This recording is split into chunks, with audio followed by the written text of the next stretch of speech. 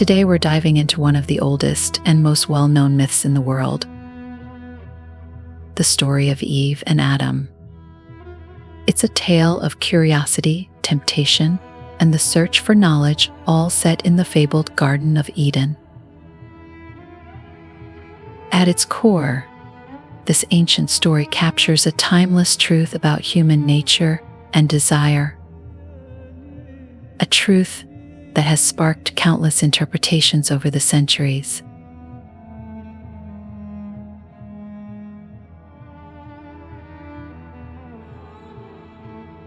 Let us recall today that story, rediscovering again how the lessons in this story might guide us toward wisdom, acceptance, and contentment. So let's step back into that lush paradise and see what unfolds when knowledge and temptation take center stage.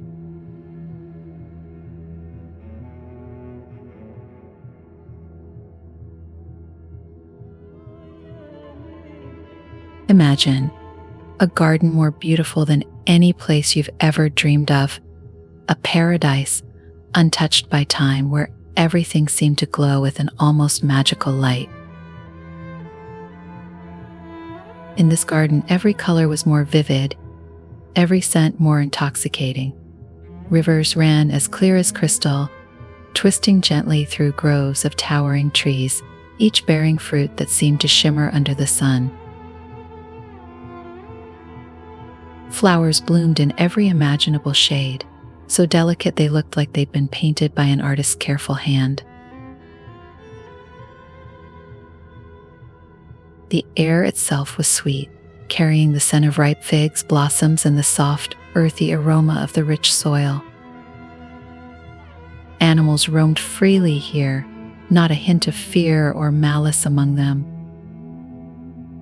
Lions lay peacefully beside lambs. Birds of every color and size flitted between the branches, and a soft, constant hum filled the air, the harmonious song of life itself. The Garden of Eden was a place of abundance, a place where every need was met, every hunger satisfied, every question answered simply by being.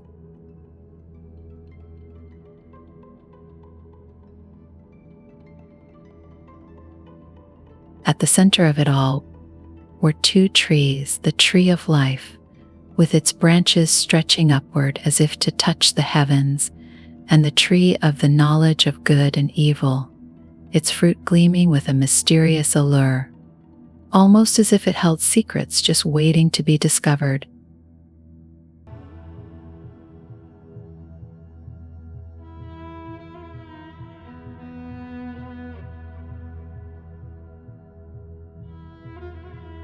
This was Eden, the home of simplicity, harmony, and the pure contentment of simply being.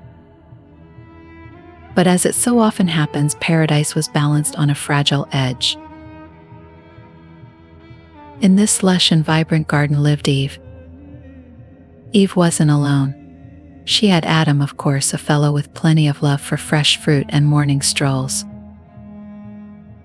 One quiet day, Eve gazed at the beauty surrounding her, marveling at its perfection, yet wondering if there might be something just a little beyond. Something that, in this land of utter completeness, could make her feel just a touch more alive, a hint closer to the mysteries she could almost sense in the air.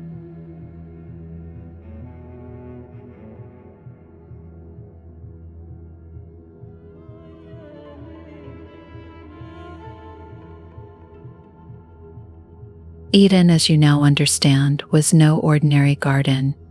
It was the fabled Garden of Eden, rumored to have been painted by the cosmos itself. If paradise had a center, it was here, right in this well-manicured Eden. But every paradise has its rules, and Eden's rule was simple. Eat what you like, but leave the tree of knowledge alone. At first, this was a breeze for Eve. She had her pick of juicy berries, ripe figs, and every conceivable flavor the garden had to offer. But on this quiet day, Eve met a smooth-talking serpent with a flicker in his eye and a rather persuasive tone. He sidled up and whispered, "Tell me, Eve, have you ever thought about why the fruit from the tree of knowledge is off limits?" Eve glanced at the tree, her curiosity piqued.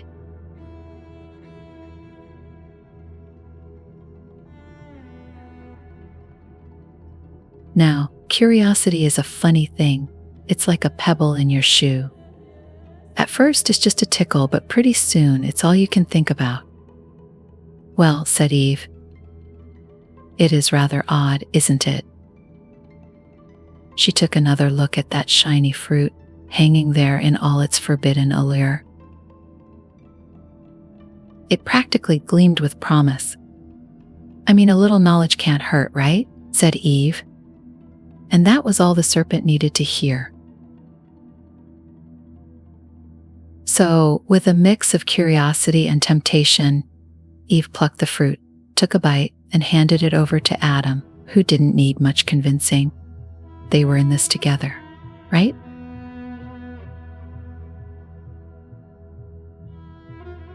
But in that one bite, Eve's world flipped. The cozy garden that had once felt like a dream suddenly seemed smaller.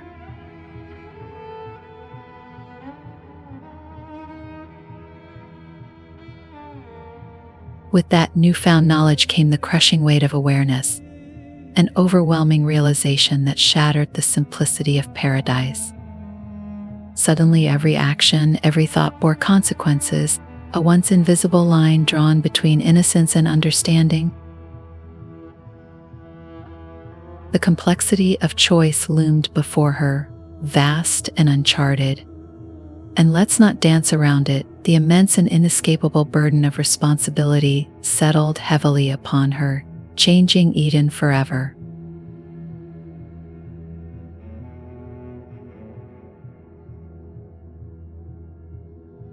Eden was no longer paradise, it had become a place they had outgrown, or perhaps a place that had outgrown them.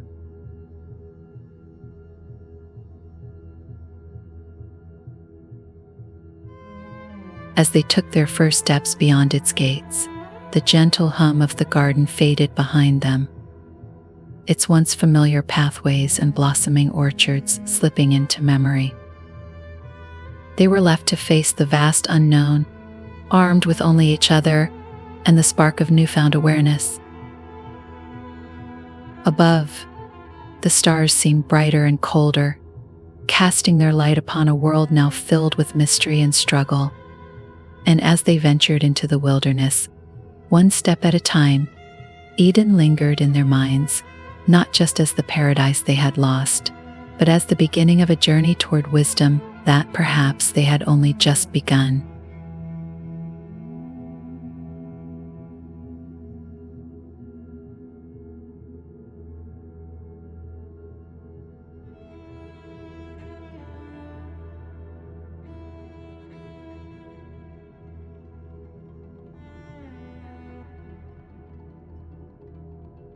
And so, Eve's story became one of the oldest tales of the human condition, the tension between desire and discipline, curiosity and contentment.